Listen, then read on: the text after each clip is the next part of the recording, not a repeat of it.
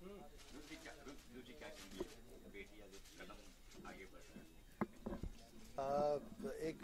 बहुत ही खूबसूरत शेर मुझे याद आ रहा है कि गुल अब गुलिस्तां होने लगे हैं, गुल अब गुलिस्तां होने लगे हैं, ज़मीन से आसमां होने लगे हैं, और बुढ़ापा इसलिए अच्छा लगा कि बच्चे अब जवां होने लगे हैं। तो एक बाप के लिए इससे ज़्यादा खुशी और क्या हो सकती है कि उसकी बेटी जो है वो इंटरनेशनली काम कर रही है। तो बहुत ही खुशी की बात है। कब ये कहा आपको कि मुझे सिंगिंग करनी है? कब? नहीं, उसके लिए तो कोई चॉइस था ही नहीं, क्योंकि पैदा हुई है वो म्यूजिशियन के घर में। तो सुबह शाम जो है रियाज सुनती थी, कलाकारों से मिलती थी, तो जाहिर है कि वो शौक़ जो है उसमें आया, और ऐसे ऐसे कलाकारों का आशीर्वाद उसको मिला है। जब वो पैदा हुई तो सबसे पहले गुलाम अली खां साहब जो है घर पर आए थे, और अरे ये बेटी हुई है, लाओ लाओ मेरे हाथ में। तो उन्होंने बेटी को उठाया और उसके कान में जो है वो कुछ आयत उन्होंने पढ़ी। तो ये बहुत बड़ा आशीर्वाद था। उसके बाद उस्ताद सुल्तान खां साहब की वजह से उसने गाना शुरू किया। फिर पंडित राजन साजन मिश्रा जी से गंडा बंधन शागिर्दी की, और मुबारक अली खां साहब, उस्ताद मुबारक अली खां साहब, उस्ताद मशकूर अली खां साहब, हरिहरन जी, पंडित रजनाथ मंगेशकर जी, और बहुत सारों का इन्फ्लुएंस उसके ऊपर है। तो सबके आशीर्वाद और सबकी दुआओं से जो है वो आज ये कली फूल बनी है। जैसे कि फर्स्ट टाइम उन्होंने सिंग गाने की इच्छा जताई थी, तो आपका रिएक्शन क्या था? जी बहुत नेचुरल था, बिकॉज उसने तो गाना ही था, और नहीं गाती तो मैं थोड़ा सा रिएक्ट करता कि अरे यार मेरी बच्ची गा क्यों नहीं रही है। लेकिन गाना था तो वो तो बहुत नेचुरल था कि उसने गाना ही है। और 4 साल की उम्र में उसने पहला प्रोग्राम तेजपाल हॉल में किया था, जहां उसने पायो जी मैंने राम रतन धन पायो गाया था। कितनी टिप्स देते हो आप डेली टिप्स तो देते रहता हूँ, और क्योंकि मेरा जो एक्सपीरियंस है इतने सालों का, तो वो कहीं ना कहीं उससे मैं शेयर करते रहता हूँ। बेटा ऐसा करना है तो ये करना चाहिए, ऐसा करना है तो ये करना चाहिए। जैसे संगीतकार को बहुत खाने में परहेज करना होता है, या ठंडी चीजें नहीं खानी चाहिए, तो जब बच्ची थी तब आपने कितना उन्हें डराया? नहीं, मुझे ऐसा लगता है खाने के लिए ना बोला। नहीं, ये तो प्योर खवैया है। ये तो मतलब खाने के मामले में ऐसी है कि ये, और ना मैं भी कभी परहेज करता हूँ खाने से और ठंडे से, क्योंकि हम लोगों का जो गाना है वो दिल का गाना है। तो जब दिल से गाते हैं तो ऊपर वाला जो है वो लाज रखेगा। आपसे ये जो एल्बम है, ये किस तरह का एल्बम है? जैसे रूप जी है, उनकी बेटी है, तो उसी तरह के एल्बम? नहीं, ये बहुत अलग है। ये एक क्लब है, इट्स कॉल्ड बुद्धा बार, जो पेरिस में है, और उसके अलावा भी बहुत सारी कंट्रीज में है, दुबई वगैरह में भी है। और यहाँ लाउंज म्यूजिक चलता है बुद्धा बार। तो लाउंज म्यूजिक एक अलग ही शैली का म्यूजिक है कि तो रीवा ने जो है एक संस्कृत के श्लोक कंपोज किए थे, it's called on root Ganesha. तो गणेश के श्लोक हैं, वक्रतुंडाय शरणम गणेशा और वक्रतुंड महाकाय सूर्यकोटि समप्रभा। वो उसने अपने हिसाब से कंपोज किया, उसका ट्रैक बनाया, और ट्रैक बना करके उसने रिकॉर्ड किया, उसका वीडियो बनाया, और वीडियो बना के उसने यूट्यूब पे डाला, जो बहुत ही अलग जॉनर है, जो मेरा जॉनर नहीं है, जो मुझे नहीं आता। और वो गाना जो है धीरे धीरे पहुँचते पहुँचते जो है वो बुद्धा बार तक पहुँच गया, और उसको वो गाना सिलेक्ट किया उन्होंने, और ये उनका 20वां एल्बम है। वो हर साल एक एल्बम निकालते हैं, और पहली बार कोई इंडियन आर्टिस्ट का गाना एज इट इज़ बुद्धा बार पे आया है, तो इट्स एन ऑनर। तो आप भी हो साथ में या फिर? नहीं, सिर्फ उसका ही है। तो ऐसा कहानी की रीवा ने कि पापा 1 लाइन 2 लाइन याद? नहीं, बिल्कुल संगीत नहीं, मम्मी से बिल्कुल नहीं। वो सारा पूरा उसका किया कराया है, सब उसके आइडियाज थे, और यहाँ तक कि सारी प्रोग्रामिंग भी उसने की है, और सारा कंपोजिशन उसने किया हुआ है, और कहीं भी कुछ मेरी कोई हेल्प नहीं। आपको ये दुख है कि वो रीवा लिखती सिर्फ पर राठौड़? नहीं, मुझे बहुत खुशी है इस बात की।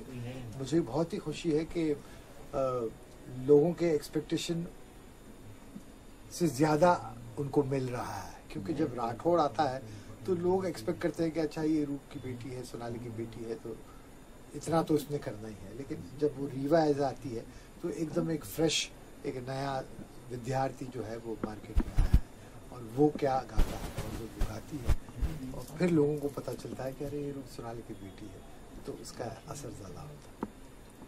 उनकी गायन शैली को आप कितने नंबर देंगे?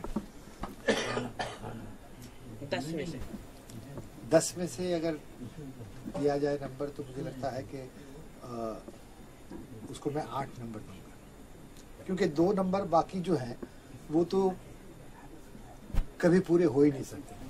वो तो एक आधा किसी के होते हैं, जैसे लता दीदी है कि 10 में से 10, या रफ़ी साहब थे 10 में से 10, या किशोर दा थे, ये ऐसे जो युग पुरुष लोग हैं। तो बाकी हम लोग तो स्टूडेंट हैं, लेकिन जो रीवा ने जितने उस्तादों से सीखा है, जितने गुरुओं से सीखा है, जो आशीर्वाद इसको मिला है, और इस उम्र में जो गाने की समझ उसको है, तो मुझे लगता है कि उसका फ्यूचर बहुत ब्राइट है। आज के दौर में जिस प्रकार के गाने गाए जा रहे हैं, उनके बारे में आप क्या कहना चाहेंगे? नहीं, आज के दौर में भी अच्छे गाने आ रहे हैं, ऐसा नहीं है कि सिर्फ सब गाने खराब हैं। आज के दौर में भी अच्छा म्यूजिक आ रहा है, बहुत गाने अच्छे आ रहे हैं। काश ये गाना मैंने गाया, और साथ साथ में ऐसे भी गाने आ रहे हैं जो बहुत चालू किस्म के गाने हैं, जो बिल्कुल मतलब उसमें कोई ना संगीत है ना साहित्य है, तो ऐसे गाने भी आ रहे हैं। तो ये उस दौर में भी होता था, इस दौर में भी है। अब ये है कि भाई हम वो क्यों सुने, हम तो अच्छे गाने जब मिल रहे हैं तो अच्छे गाने हैं इसमें। अच्छा, रीवा मम्मी पे गई या पापा पे? हाँ, ये दोनों का कॉम्बिनेशन है। वाइज गीत के मामले में। हाँ, वॉइस के बाद नहीं, जाहिर है कि वो लेडी है तो सोनाली की आवाज़ उसकी है, लेकिन उसका जो ब्रेन है, जो दिमाग है, वो पापा।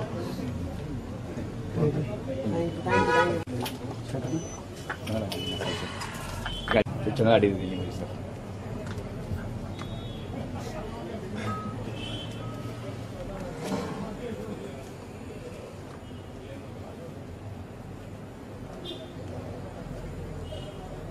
मम्मी है सिंगर, तो आप भी सिंगर के, डॉक्टर बड़ा डॉक्टर, इंजीनियर, तो मैं सिंगर की बेटी हूँ, तो मैं सिंगर ही बनूंगी। थोड़ा पहले से आ चुका था या कुछ? नहीं, ये पहले से ही आ चुका था, और मुझे कभी मम्मी पापा ने फोर्स नहीं किया कि तुम्हें सिंगर ही बनना है। मतलब उन्होंने काफी छूट दे रखी थी कि जो भी तुम करना चाहो लाइफ में you can do that. But घर में बचपन से ही संगीत का ऐसा माहौल रहा था, तो बचपन से ही मुझे सिंगर बनना ही था। एंड तो उसके लिए कुछ तैयारी की आपने, या पापा मुझे टीच लेते रहे? और नहीं, रियाज किया काफी मैंने, पापा से सीखी, मैं मम्मी से सीखी। Then I learned classical music from Pandit Rajan Sajan Mishra, and Calcutta से मुबारक अली खान साहब से भी सीखा मैंने, पंडित हृदयनाथ मंगेशकर से भी सीखा, हरिहरन जी से भी सीखा, और उनके साथ मैं शोज भी करती हूँ। देन बालामणि अय्यर जो शंकर महादेवन जी की गुरु थी, उनसे मैंने कर्नाटक म्यूजिक सीखा। प्रसन्ना वारियर जी से कर्नाटक म्यूजिक सीखा, पियानो सीखा लंदन जाके। सो सीखना तो रहा ही है बचपन से। तो जब पापा को आपने कहा कि मैं सिंगिंग करूंगी, मैं कैरियर में कुछ और नहीं करूंगी, तो पापा ने कहा वेरी गुड, या बेटा तो कुछ और कर ले, आजकल और लग गया, सोच नहीं? ऐसा कभी नहीं कहा, क्योंकि उनको पता था कहीं ना कहीं कि मेरे अंदर क्या पोटेंशियल है। एंड पापा की जो गायकी है एक अलग किस्म की गायकी, गजल कहते हैं, गजल काफी रूहानी गायकी है, आप कह सकते हैं। और आज का दौर थोड़ा चेंज हो चुका है, तो हाँ। आप कैसे क्या बताएंगे, कुछ कैसे इसमें आजकल आई थिंक मेलोडी कहीं ना कहीं थोड़ी सी कम हो रही है, बीट्स की तरफ ज्यादा ध्यान दिया जा रहा है, और पंजाबी जो रैप्स हैं ये वो जो लिरिकली बहुत अच्छा नहीं है, मैं कह सकती हूँ। तो मेरी पसंद वही है जो मतलब रूहानी और जो सोलफुल जो गाने हैं, रोमांटिक नंबर्स, उस तरह की चीजें। या यूथ हो तो यूथ के साथ कनेक्ट कर पाओगे आप? आज का जो संगीत है वो लेके आप चलोगे साथ में, या फिर नहीं, आई थिंक ट्रेंड चेंज हो जाएगा। मैं कोशिश करूंगी ट्रेंड चेंज करने की, और वो दौर वापस लाने की जहाँ पे मतलब मेलोडी को इम्पोर्टेंस दिया जाए ज्यादा से ज्यादा। अच्छा, आपके अलग दो चीज देखी हमने, एक तो आपका नाम जो है रीवा लिखा, आपने राठौड़ लिखा नहीं, दूसरा रीवा लिखा है, राठौड़ एल्बम के बॉक्स पे सिर्फ रीवा लिखा है। नहीं, राठौड़ है। राठौड़ नहीं, पापा बोल रहे नहीं लिखा है। अच्छा, पता नहीं। हाँ, सिर्फ रीवा लिखा है, एक चीज। और सेकंड चीज, ये एल्बम में लगा नहीं कि पापा या मम्मी एक दो लाइन गा ले या कुछ कर ले तो शायद और फुर्सत मिलती और कुछ अच्छा होता।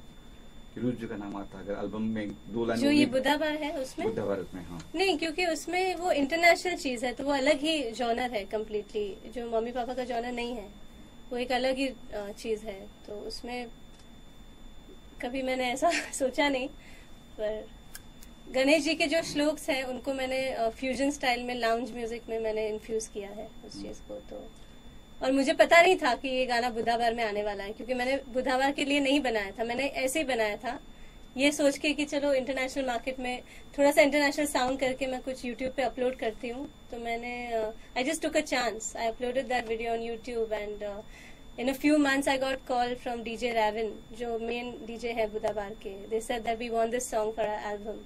तो मैं तो I was on top of the world, I was so happy. तो मैंने पहले जाके पापा मम्मी को बताया and they were also thrilled about it. सो इस तरह से हुआ।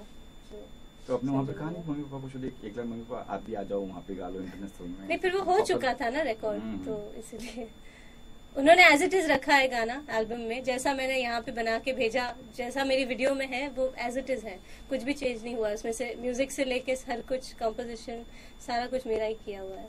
So, गायकी के क्षेत्र में आपका आदर्श कौन है? मम्मी पापा को छोड़ के हाँ बहुत सारे, पर मैं कुछ नाम लेना चाहूंगी, जैसे कैमरा में या जैसे किशोर कुमार जी की मैं बहुत बड़ी फैन हूँ। Kishore Kumar, I love Kishore Kumar and of course Lata Mangeshkar and apart from them Hariharan ji, Suresh Wadkar, then Sonu Nigam, I love all of them. Female is Sadhana Sargam, I love Sadhana Sargam, Mahalakshmi Iyer. आप सरनेम लगाने से डरते क्यों? क्या इसके पीछे ये कि जिम्मेदारी ज्यादा बढ़ जाएगी? नहीं नहीं, मैं नहीं डरती, गलती से हो गया होगा, मैं नहीं डरती। नहीं, जैसे पापा ने आपके कहा कि वो कहीं भी पार्टी में आते थे तो फोटो भी नहीं खिंचाती थी और सरनेम भी लगाती, तो इसकी दो वजह, एक तो आत्मसम्मान होता है और एक होता है कि सरनेम लगाएंगे तो जिम्मेदारी ज्यादा बढ़ जाएगी। आत्मसम्मान, सही पॉइंट पकड़ा आपने। आत्मसम्मान, क्योंकि मैं मतलब पापा मम्मी के साथ कुछ फैंस होते थे जो उनका फोटो लेते थे, तो पापा बोलते तू भी आ जा फोटो में। मैं बोलती थी मुझे नहीं आना, बिकॉज मैंने वहां तक अभी मैं नहीं पहुंची, अभी I have a long way to go and मुझे ऐसा फेम नहीं चाहिए जो मतलब जो मैं डिजर्व अभी नहीं करती। सो उनके साथ मैं कभी फोटो में नहीं जाती थी, पर अभी आई थिंक दैट बुधाबार आने से थोड़ा सा आई एम हैप्पी दैट सही पाथ चूज किया मैंने।